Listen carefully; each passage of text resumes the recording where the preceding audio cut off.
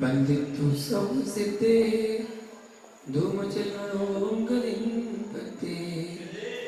बोच्छामि समय पाहो निर्मोसद के बिली बड़दम रमो अरियंताड़म रमो सिताड़म रमो आयरियाड़म रमो वज्रायाड़म रमो येसो सिद्धि भगवान की आचार्य भगवान कुंद कुंद स्वामी की आचार्य विराक्षण महाराज की अहिंसा में विश्व धर्म की उपाध्याय श्री निरंजन सागर जी महाराज की जय। आचार्य भगवान कुंद कुंद स्वामी आचार्य भगवान बड़े सरल शब्दों में व्याख्या कर रहे हैं। गाथा नंबर 116 से 120 तक की व्याख्या में यहाँ पर आचार्य भगवान बताते हैं कि जब भावना मात्र से इतना खोटा बंद हो रहा है तो यदि करने जाएगा तब तीव्र बंद होगा। तत्वार्थ सूत्र 6वें अध्याय का 6वां नंबर सूत्र या तीव्र भाव से, मंद भाव से, ज्ञात भाव से, अज्ञात भाव से जैसी विशेषता होगी वैसी ही बंद में विशेषता होगी। इसलिए भैया उन आंखों को जरा बंद करके रखा करो। भैया तो कितना ज्ञानी जीव है, एक टार्च भी लेकर चलता है तो जितना देखना पड़ता है उतनी देर को टार्च चलाते हो और उसके बाद बंद कर देते हो। पुनः देखना हो तो पुनः वही प्रक्रिया करते हो। भैया ऐसा क्यों करते हो? बराबर चालू करके रखा करो ना। ऐसा क्यों नहीं करते? क्योंकि सेल खत्म हो जाते हैं, बैटरी खत्म हो जाती है। भैया तो कितना ज्ञानी है। इधर कहता है कि मुनिराज जितना कम समय तक चलाऊंगा उतनी अधिक चलेगी बैटरी, नहीं तो खत्म हो जाएगी। भैया तो तुझे इतना मालूम नहीं है कि यदि तेरे अंदर की बैटरी खत्म हो रही है, इसको बंद कर। अपने चेयोसम पर कोई विवेक नहीं है, प्रज्ञा पर कोई विवेक नहीं है। धिक्कार है ऐसे जीव को जो जड़ की रक्षा में पूरी चैतन्य शक्ति लगा रहा है और चैतन्य की रक्षा में किंचित भी उपयोग नहीं लगा रहा है। खोटे होते हुए परिणामों को कैसे रोकें? इसकी तो एक ही विधि है। जैसे तू परगियों को जान रहा है ऐसे ही तू खोटे परिणामों को जानना प्रारंभ कर दे। वे अपने आप रुक जाएंगे। भैया राग की पूर्ति तभी आवेगी जब तुम रागी होना चाहते हो। विश्वास रखो, यदि तुम किसी विषय का सेवन नहीं करना चाहते हो तो फिर नहीं कर पाओगे। तुम विषयों का सेवन तो भक्ति पूर्वक करते हो। इसलिए जो अनुभूति आप ले रहे हो वह सब व्यवहार से निमित्त रूप अनुभूति चल रही है। परमार्थ से देखोगे तो ज्ञान रूप ही तेरी अनुभूति ले रहा है। यानी ज्ञाता कर्ता किसी का होता नहीं है और पर भावों की अनुभूति जो चल रही है वह निज भावों की अनुभूति हो रही है। पर भाव तो केवल निमित्त होता है जब अशुद्ध अनुभूति आत्मानुभूति है। तो शुद्धानुभूति परानुभूति कैसे? यह आत्मानुभूति से तात्पर्य निज से है, पर से नहीं है। इसलिए आत्मानुभूति एक भिन्न विषय है और उसे एक निगोदिया भी लेता है। आत्मानुभूति को हुआ नहीं बनाना चाहिए, इतनी महान वस्तु नहीं है क्योंकि उसको तो निगोदिया भी लेता है। परंतु भैया जो द्रव दृष्टि से द्रव्यादियों का व्याख्यान है वह आत्मानुभूति का नहीं है, वह शुद्धात्मानुभूति का है, शुद्धानुभूति का है। और जो शुद्धानुभूति का है वह भावनात्मक रूप से चतुर्थ गुण स्थान से प्रारंभ होती है और अनुभवभूत से सप्तम गुण स्थान से प्रारंभ होती है। परमात्मा प्रकाश पंचास्तिकाय, वृद्ध संग्रह, इन संपूर्ण ग्रंथों में आचार्य भगवंतों ने लिखा है कि भरत, राम, पांडव आदि ग्रस्त अवस्था में जिस आत्मा की अनुभूति की भावना पाते थे, भैया वही आत्मा की अनुभूति उन्होंने मुनि बनकर पूर्ण प्राप्त की।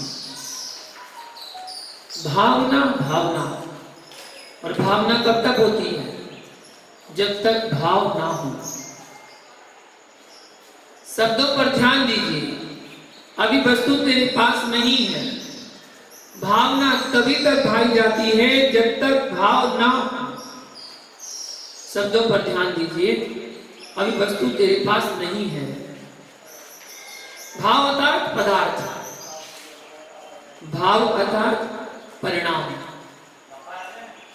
भावना तभी तक जब तक तदा भाव है। तो भावना है, ना कि भावनानुभूति है।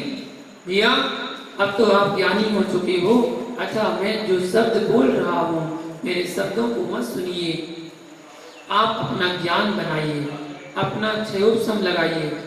जो भाव अभी नहीं है उनकी होती है भावना, और जो होते हैं भाव तो उनकी नहीं होती है भावना।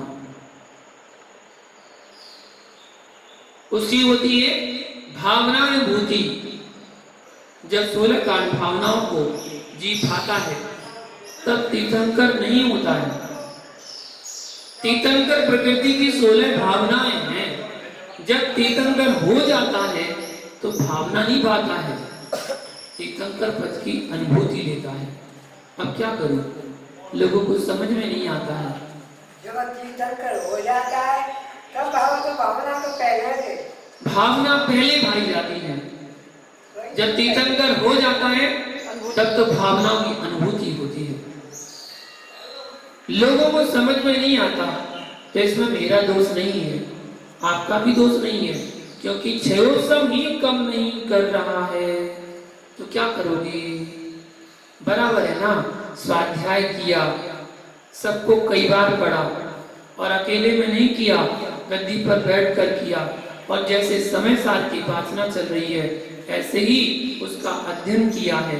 5 बार वाचना हो चुकी है, परमात्म प्रकाश की वाचना हो चुकी है, द्रव्य संग्रह की वाचना हुई, प्रवचन सार की वाचना हुई, समय सार की भी सामूहिक वाचना हुई, और सामूहिक वाचना में भैया एक एक पंक्ति वह भी हिंदी से नहीं हुई है, मूल संस्कृत तथा प्राकृत भाषा में हुई है।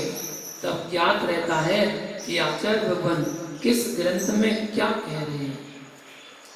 तो सर्वत्र उन्होंने भावना शब्द का प्रयोग किया है।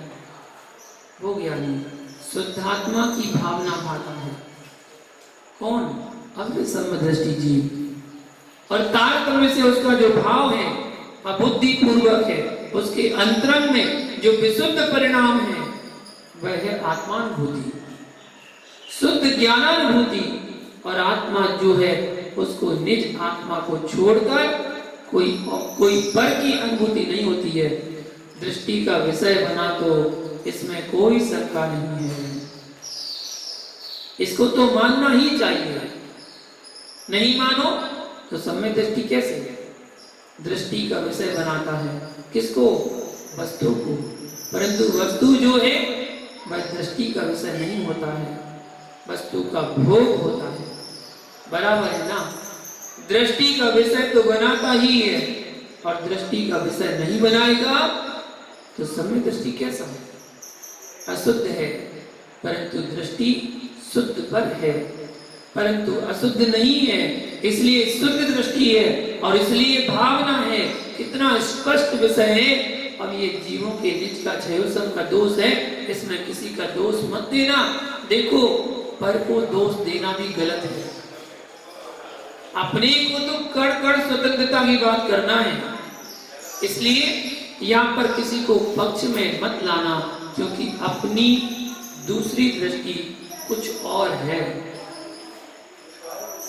जब तुम इस बात को मानने को तैयार हो कि ज्ञान ही मेरा परिणत होता है, तो इसके रहस्य में जाइए। या तू पर को अपने चित्त में लेकर जाएगा, पर तो नहीं आएगा, पर आने वाला नहीं है। परंतु तेरा चित्त प्रभुत की अनुभूति लेगा तो जिस समय पुष्प आएगा पीला नीला जैसे स्फटिक हो जाता है, ऐसा तेरा उपयोग उस समय वैसा हो जाएगा। इसलिए पर को उपयोग में लाना ही अशुभ उपयोग है।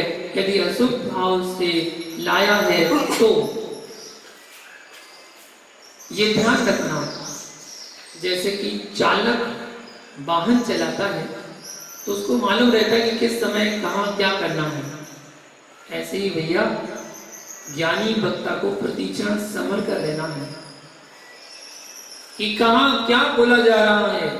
रंगमंच पर खेलना बहुत बड़ी बात नहीं है, लेकिन धर्म मंच पर बैठकर वस्तु की विवेचना करना बहुत बड़ी बात है।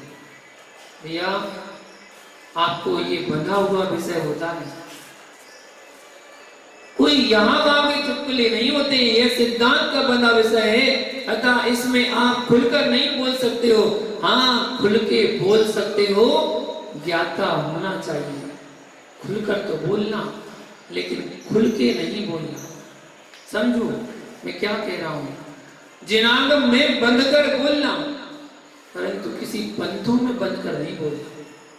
हाँ, खुलकर ही बोलना है, यदवा तदवा नहीं बोलना, खुलकर नहीं बोलना, बंद कर बोलना।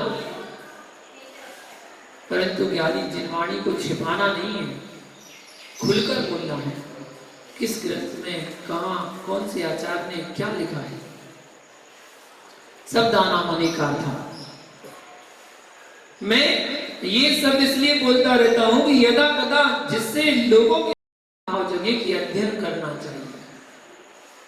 शब्दानाम अनेकार्थ, आपको अनेकार्थ माला भी पढ़ना पड़ेगी, नाम माला भी पढ़ना पड़ेगी, अमर कोश भी पढ़ना पड़ेगी, शब्दकोश पढ़ना पड़ेगा।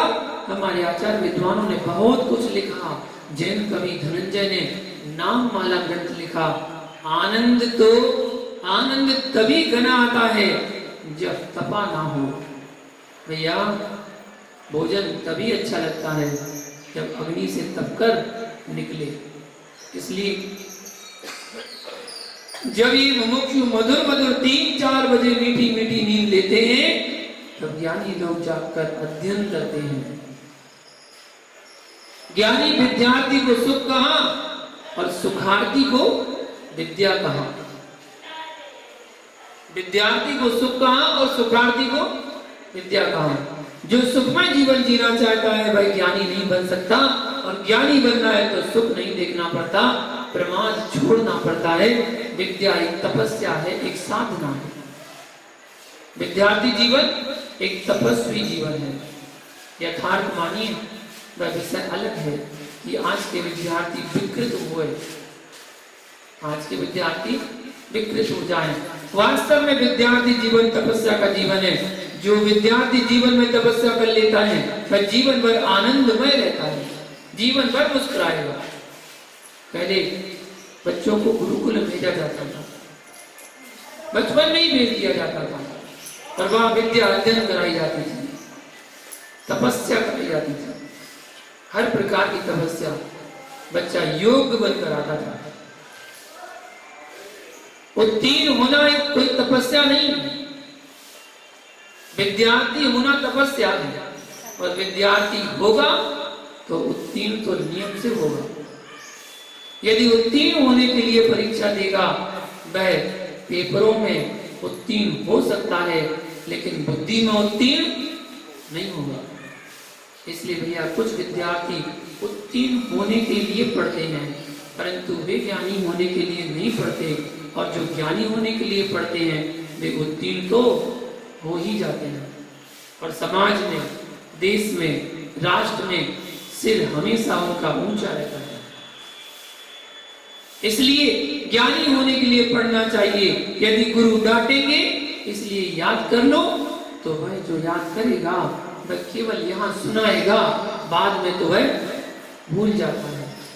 ऐसे भी शिष्य हैं जगत में कि तुरंत याद करके तो सुना देंगे, लेकिन जब दोबारा पूछेंगे तो नहीं सुना पाएंगे, क्योंकि वह तो उसने सुनाने के लिए याद किया था, परंतु जो वास्तव में ज्ञानी होकर पढ़ेगा वह फिर अंकुश को भी नहीं निहारेगा, वह किसी व्यक्ति को भी नहीं निहारेगा, वह विद्या की प्राप्ति के लिए अध्ययन करेगा। मोक्ष मार्ग सुविधा के लिए है, अंकुश के लिए नहीं है। यानी विषय अगाध होता है, कभी पूरा नहीं होता है। अहो भैया, जब श्रुत ज्ञान इतना अगाध है और हम छद्मस्त लोग अल्प बुद्धि वाले, तब इतनी चर्चा हो जाती है, तो जो द्वादशांग के ज्ञाता होंगे तो वे कितने। और केवली भगवान का छाया ज्ञान। अहो, कभी आपको नहीं लगता है राजा शरणेक के पुण्य को देखकर क्यों ज्ञानी अपन एक आचार्य मुनि के पास बैठकर जिनवाणी सुनते हैं तो इतना आनंद आता है, और अंदर जो भाव आता है वही जान सकता है, और जिसका नाम तीर्थंकर के मुख से निकल जाए, कहो शरणिक क्या भगवान जी होंगे। भरतेश और शरणिक इन जी यहाँ बताया, जैसे हम नीले तोते संख्या कुचले आदि द्रव्यों का घृत और कांसे की थाली में शुद्ध कर लेते हैं, ऐसे ही भगवान आत्मा को जो काम क्रोध आदि विष से भरी हुई है, चारित्र की थाली में भेद विज्ञान के घृत से और सील के नीर से धोएगा तो तेरी आत्मा भी भगवान बन जाएगी। इसलिए क्या करना, सतत स्वाध्याय की आवश्यकता है।